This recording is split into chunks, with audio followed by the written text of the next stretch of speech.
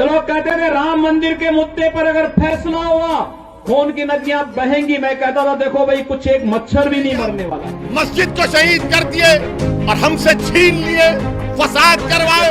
तो मुसलमानों के मुख्यमंत्री नहीं। बिस्मिल्लाहिर्रहमानिर्रहीम। अस्सलाम वालेकुम दोस्तों, आज गैर मुस्लिम भी जान चुका है कि आज का मुसलमान जो है वो सोया हुआ है। इनके आपस में भी जो है वो अच्छे ताल्लुकात नहीं हैं, इनके आपस में जो है वो राबते जो है वो ठीक नहीं है। ये आपस में लड़ रहे हैं, हमसे क्या लड़ेंगे। ये कुरान से दूर हैं, ये इस्लाम से दूर हैं, ये दुनिया में मगन है, माल कमाने में जो है वो लगे हुए हैं, अपने अल्लाह को छोड़े हुए हैं। इसी वजह से गैर मुस्लिम को भी, काफिरों को भी इस चीज़ का पता है, तो वो जो है वो मुसलमानों के साथ जुल्म की इंतहा कर रहे हैं। हम चंद दिन बोलते हैं मस्जिद अक्सा फ़लस्तीन के बारे में भी हम चंद दिन ही बोले, अभी जो है वो कोई नहीं बोल रहा, किसी को कुछ पता नहीं, सारे सोए हुए हैं। दोस्तों आइए हम आपको ये क्लिप दिखाते हैं कि योगी आदित्यनाथ का क्या कहना था। उसके बाद असदुद्दीन अवैसी साहब का भी क्लिप दिखाएंगे, उसके बाद एक मुस्लिम लड़का है उसका भी क्लिप आपको दिखाएंगे, और सबसे इम्पोर्टेंट डॉक्टर इसरार अहमद साहब ने बहुत अच्छा जो है वो बयान किया है, मुसलमानों को बहुत अच्छा पैगाम दिया है, वो भी सुनते हैं। वीडियो बहुत इंफॉर्मेटिव है, आइए वीडियो को स्टार्ट करते हैं। तो ये जो धमकी देते थे कि 370 समाप्त करोगे, खून की नदियां बहेंगी, हम कहते थे यार कुछ नहीं होने वाला। तो लोग कहते थे राम मंदिर के मुद्दे पर अगर फैसला हुआ खून की नदियां बहेंगी। मैं कहता था देखो भाई कुछ एक मच्छर भी नहीं मरने वाला, कुछ नहीं होगा। न्यायालय मेरिट के आधार पर फैसला करे, फैसले को लागू हम करेंगे, और किसी के माई के लाल पे हिम्मत है उत्तर प्रदेश में उपद्रव करके दिखा दे। मेरी बात अगर कड़वी लग रही है तो आदत डालो, क्योंकि मैं यहाँ पर तुम्हारे सामने खड़े होकर चापलूसी या मुनाफिकत नहीं कर सकता। मैं तुमको सच्चाई बता रहा हूँ। कितना बर्दाश्त करेंगे हम। मस्जिद को शहीद कर दिए और हमसे छीन लिए, फसाद करवाए, इंसाफ नहीं किए, जालिम को इख्तियार दे दिए। हम गुलामी करने के लिए नहीं पैदा हुए, हम चापलूसी करने के लिए नहीं पैदा हुए।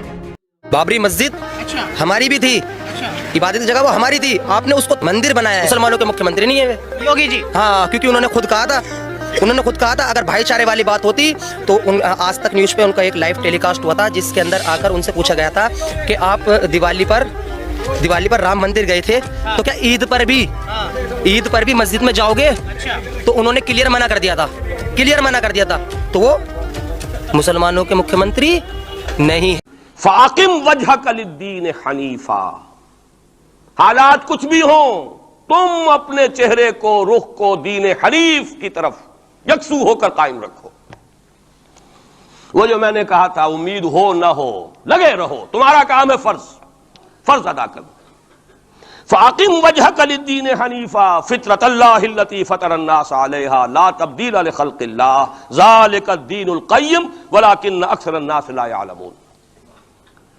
जमे रहो, डटे रहो, काम करते रहो। अल्लाह का शुक्र अदा करते हुए कह रहा हूं, मेरी अपनी जिंदगी में न मालूम कितने उलट फेर आए हैं, इंकलाबात आए हैं, फलां की पार्टी आ गई, फलां की पार्टी आ गई, फलां आ रहा है। आज तक इस काम के सिवा मैंने किसी काम में हिस्सा नहीं लिया।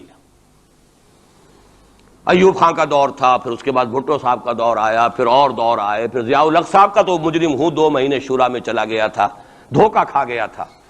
वाक़या ये है कि इसके सिवा मेरी इस पूरी जिंदगी के अंदर जो है, सिवाय इस एक काम के 2 काम है।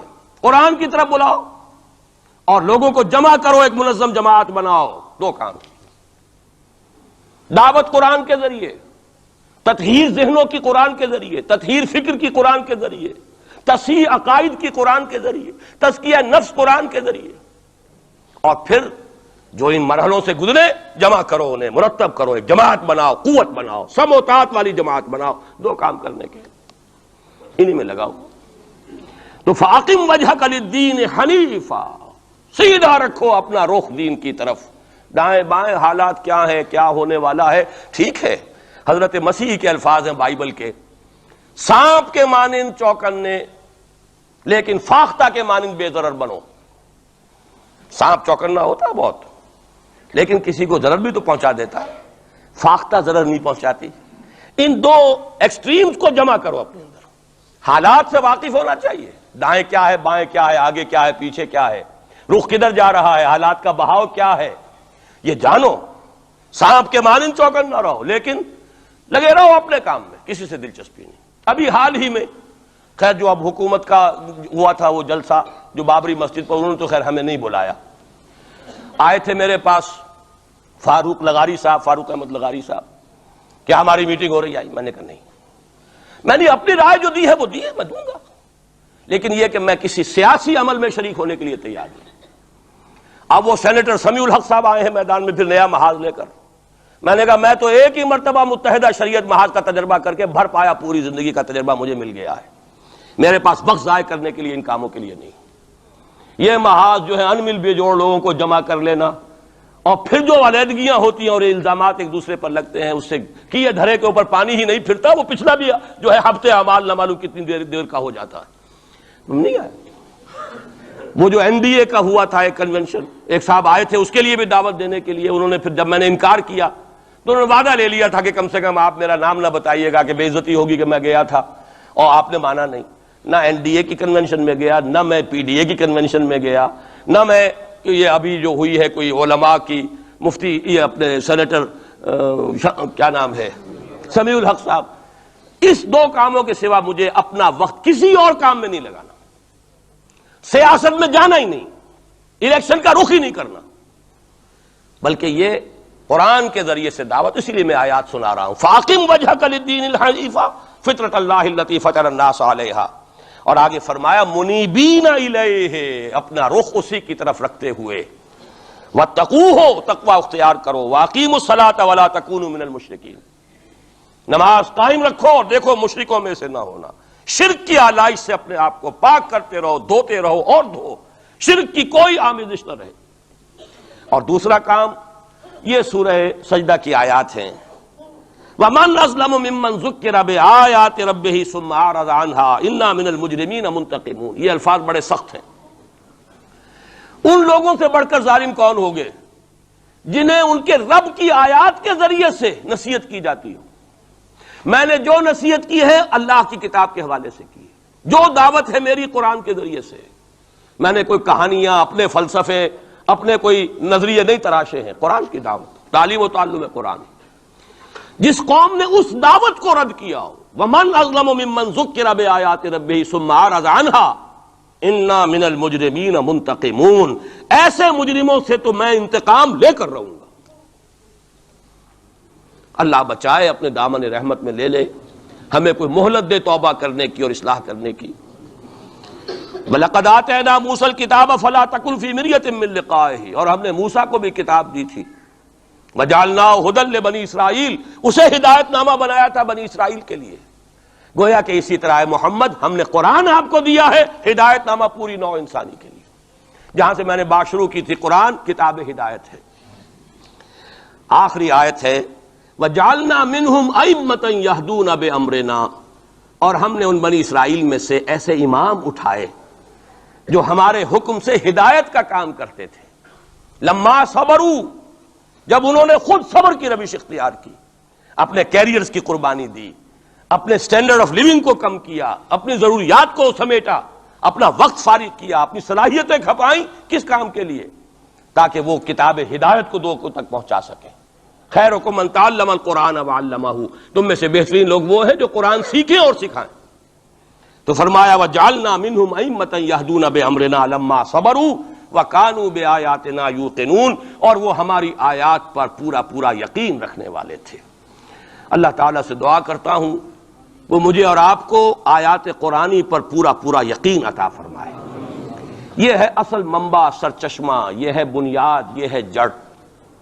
اس سے قوت حاصل کر کے اپنا تزکیہ، خود توبہ، خود حرام کاروبار کو چھوڑنا، اپنے وقت کو فارغ کرنا، اپنی صلاحیتوں کو لگانا ان دو کاموں کے لیے، فارغ کرنا اس کام کو. پھر نظم کی پابندی والی جماعت میں شریک ہو کر کبھی کوئی وقت آئے کہ ہم کسی انقلابی جد و جہد کے لیے کھڑے ہو سکیں، اسلام کو قائم کرنے کے لیے، جیسے کہ محمد عربی صلی اللہ علیہ وسلم نے آج سے 1400 برس قبل قائم کیا تھا.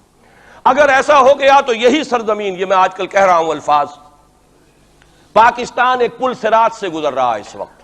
पुल सिरात का तस्वुर आपके सामने है।